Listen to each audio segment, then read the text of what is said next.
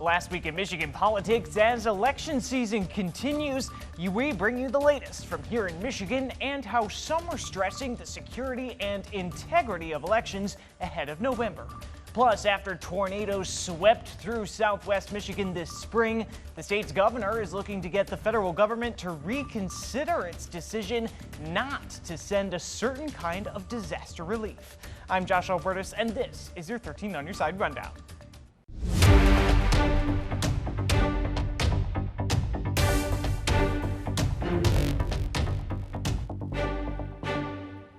Now to your voice, your vote. The second presidential debate is now over. The first between Democrat Kamala Harris and Republican Donald Trump this season since President Joe Biden stepped out of the race. We brought you a breakdown this week of that debate as it relates to Michigan. These two candidates, Democrat Kamala Harris and Republican Donald Trump, have never met face-to-face on the debate stage before tonight. So while we've seen back and forth for the last month and a half or so, this is uncharted territory for both campaigns, and there was a lot riding on what happened tonight, especially when it came to winning over the small remaining pockets of perhaps undecided voters in battleground states like ours. I think they're both going to be fighting over that population that still haven't quite made up their minds or want to learn more. So I think that's really the target audience for both of them coming out of tonight's debate. And I know what you may be thinking, it's very few and far between these days in finding undecided voters at this point in politics, but with just how close the race here in Michigan is, undecided voters likely could be the tipping point come November. You take a look at a number of recent polls, this one from Emerson College at the end of last month, they would be virtually tied here if it was not for that 3% of undecided and other party supporters. So they are important if they can be swayed. And as a whole, a few issues have remained top of mind for Michiganders as a whole in the lead up to this debate. Some were directly addressed here tonight. If you take a look at another poll just a few days ago from YouGov and CBS News, the economy was on top when it came to what respondents saw as major factors in their decision. 81% in that poll said the economy was a major factor. Candidates spent a bit of time addressing that on the debate stage tonight, talking about some of their plans for the issue. I love our small businesses. My plan is to give a $50,000 tax deduction to startup small businesses, knowing they are part of the backbone of America's economy. We're doing tariffs on other countries. Other countries are going to finally, after 75 years, pay us back for all that we've done for the world. And the tariff will be substantial. And another top issue, the state of democracy, coming in on that CBS YouGov poll just behind economy and the inflation at 69% of Michigan respondents who said it was a major factor. Listening to a little bit of how the candidates addressed that issue tonight.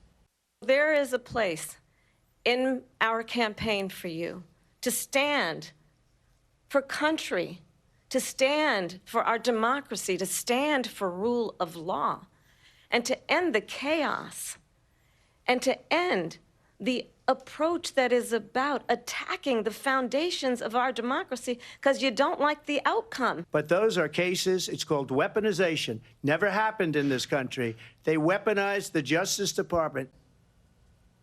And coming in behind the state of democracy on that CBS YouGov poll, the U.S.-Mexico border issue of immigration. We've seen that come up alongside the economy and democracy and a lot of campaign stops, a common theme here in West Michigan.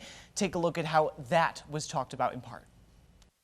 They've taken their criminals off the street and they've given them to her to put into our country. And this will be one of the greatest mistakes in history for them to allow. I'm the only person on this stage who has prosecuted transnational criminal organizations for the trafficking of guns, drugs, and human beings. So the candidates really trying to brand themselves on a number of different issues top of mind for voters in this battleground state and around the country with just less than 60 days to go until Election Day. And for another candidate in this race, the state's highest court is siding with the Secretary of State here in Michigan to put third-party candidate Robert F. Kennedy Jr.'s name on our November ballot. The court reversing a ruling from the week before from the state's Court of Appeals that said the Secretary of State should grant Kennedy's request to have his name taken off. Now, the Secretary of State filed an emergency motion with the High Court to stop that, arguing that it was too late in the process. And the majority here of the court saying Kennedy did not give an adequate reason to seek the kind of legal relief that he did. What does that mean for the race here? Kennedy, in recent polls like this one commissioned by the Detroit News and WDIV in late August, had been in single digits here in Michigan, but with just how close the race has been between the two major parties in recent polls, that smaller group of Kennedy voters could make all the difference. Kennedy asked to have his name taken off in a number of key swing states. As he announced late last month, he was suspending his campaign activities and endorsing former President Trump just before that poll was conducted. And the heated race to the presidency continues here in Michigan, with Democratic vice presidential nominee Tim Walz making his first solo stop in our state. 13 on your side's Julia Gorman was at the campaign rally inside the Grand Rapids Public Museum. Line waited about 4 hours outside the Grand Rapids Public Museum Thursday to hear Minnesota Governor and Democratic vice presidential nominee Tim Walz speak solo for the first time here in Michigan since earning that spot. Went to the Donald Trump rally after his assassination attempt, and I just wanted to give a fair balance of, who was saying what. Other attendees, fierce supporters of the Harris-Walz ticket. They got my vote 100%. They for me. They are working for me.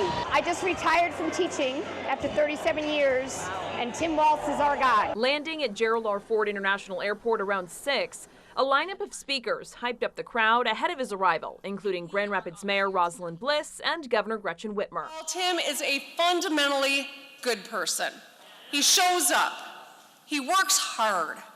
He can laugh at himself. He is just like us. Taking the stage, Walz honed in on post-debate energy in the crowd. That criminal being on the stage got put in his place. You tell me you had this on your bingo card. And they're eating cats. Kamala Harris spent her time talking about you and the way forward. He also spent a good portion of his time taking jabs at the opposing ticket. This guy has spent his entire life focused on himself, obsessed with the past, and the thing that is unforgivable, rooting against America and America's people. Before laying out the plans of a Harris-Walz future. You take care of workers, you make sure folks can unionize, you make sure folks have money.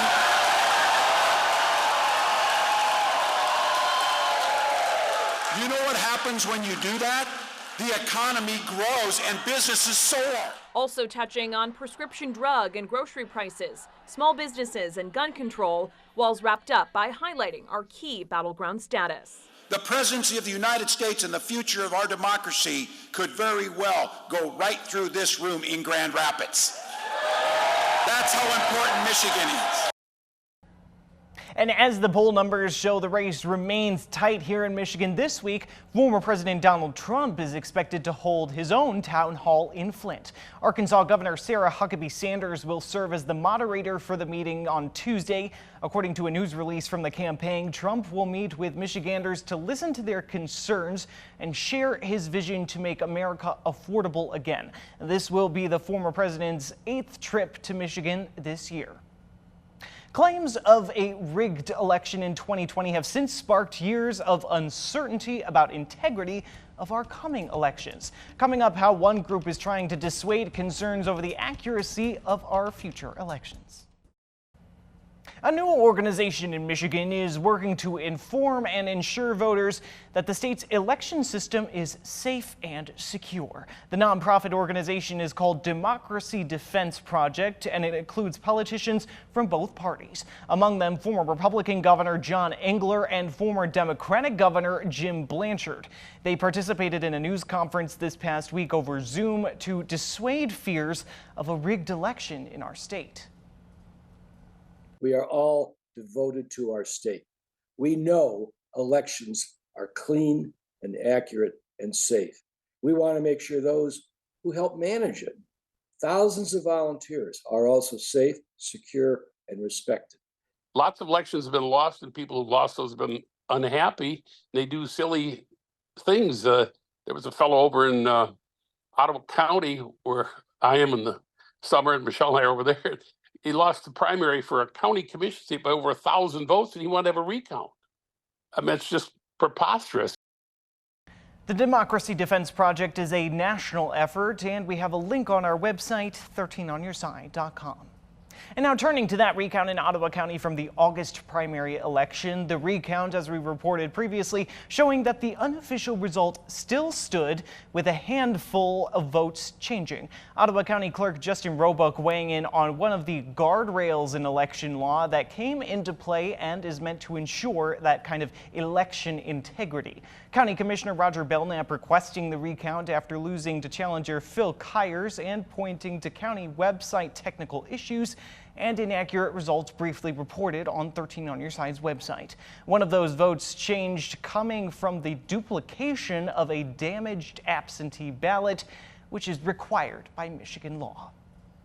So the law requires for a bipartisan team on election day to duplicate the votes of that ballot onto a new ballot that can actually be cast in the tabulator.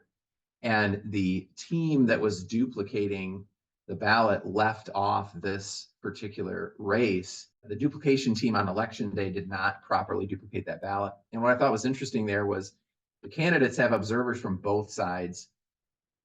Both candidates had observers at the table, and everyone at that table agreed. The observers were not going to challenge that vote.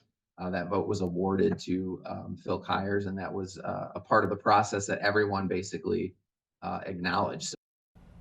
Roebuck said the margin of error between the recount and initial results was less than 0.1%. Back in May, a tornado outbreak ravaged the Kalamazoo area, causing extensive damage and leaving thousands to pick up the pieces. But after surveying the destruction, the federal government denied issuing a disaster declaration for the area. What the state's governor did this week to try and get them to reverse course, that's next. Michigan Governor Gretchen Whitmer is requesting the Federal Emergency Management Agency, or FEMA, to reconsider a major disaster declaration for Southwest Michigan. Whitmer penned a letter to President Biden via FEMA last Wednesday, appealing a decision from FEMA in July that denied disaster relief for the region. In May of this year, 4 tornadoes and severe thunderstorms caused damage in Branch, Cass, Kalamazoo, and St. Joseph counties, injuring 16 people. A joint preliminary damage assessment was conducted in May, and it estimated that $4 million of assistance is needed. Whitmer said that the appeal is in response to the continued damage reports from residents and business owners. Whitmer is requesting the aid of FEMA's individual assistance programs, which include temporary housing and home repair grants, as well as low-cost loans to cover uninsured property losses.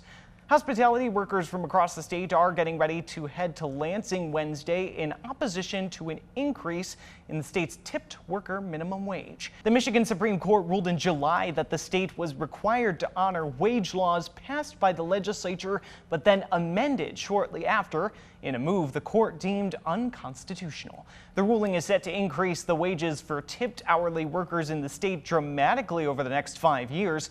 Now, hospitality employees and business owners are pushing back, worried that the tips they grew accustomed to living off of will dry up.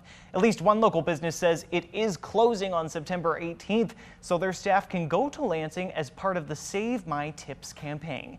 Info on the event and the campaign can be found at 13onyourside.com.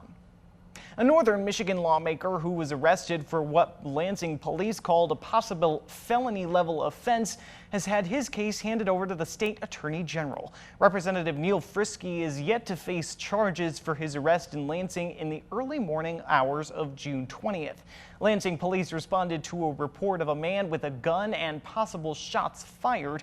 And after the arrest, Ingham County Prosecutor John DeWayne told 13 on Your Side the police were also investigating allegations of a possible sexual assault of an adult woman. Almost 3 months after the initial arrest, DeWayne announced that the case would be referred to the Michigan Attorney General's office due to the potential of crimes occurring in multiple county jurisdictions. Frisky has denied any wrongdoing in the case.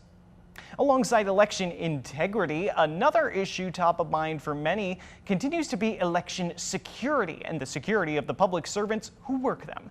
After the break, coverage of the state's top election official heading to the national capital to discuss how to bolster security ahead of November. Top election leaders from 6 states testified in Washington, D.C. this week about election security before the November vote. Michigan Secretary of State Jocelyn Benson was among those asked to address a U.S. House committee.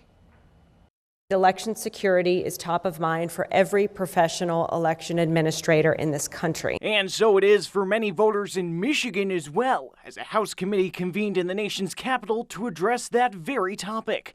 On Wednesday, the Committee on House Administration hearing from secretaries of state in 6 states: Florida, Ohio, West Virginia, New Mexico, Michigan, and Arizona, all considered key states for federal races at one point or another in recent elections. Officials giving input on what they think would be best to shore up election systems and ensure voter confidence. Implement voter ID, cross-reference citizenship data with DMV, require approved reasons for voting absentee. Look for and pursue election fraud. Michigan's own Secretary Jocelyn Benson honing in on combating election-related threats and misinformation. People have come to my home. They have threatened me, my staff, and many of the hundreds of clerks and local election officials in our state. As a result, we have an omnipresent feeling of anxiety and hypervigilance that permeates our daily lives, our staff lives, and our families' lives. These threats are a direct result of the spread of false information about the security and accuracy of our elections. But facing federal lawmakers, Benson went back and forth with the committee's chairman on issues including citizenship verification. Everyone who goes into our system when they get a license or ID has to show some sort of documentation. In that documentation, their citizenship is essentially verified. It's essentially verified, but why not check it against a safe database? We do at that time. But you don't retroactively do it in review. We are unable to do it retroactively based on the database. Benson also facing heat over the state's voter rolls, following lawsuits earlier this year over allegations concerning those rolls.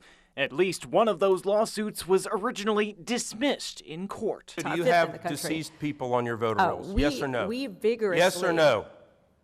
If we do everything we can, and just like every other state, to remove it. Should a deceased person be on your voter roll? No, and that's why we remove them once we receive information. Should an illegal person who is in this country illegally vote in any election? No. And that's the rundown for your week in Michigan politics. Be sure to keep up with all the top political stories of the day, both on air and online at 13onyourside.com. We'll see you next week.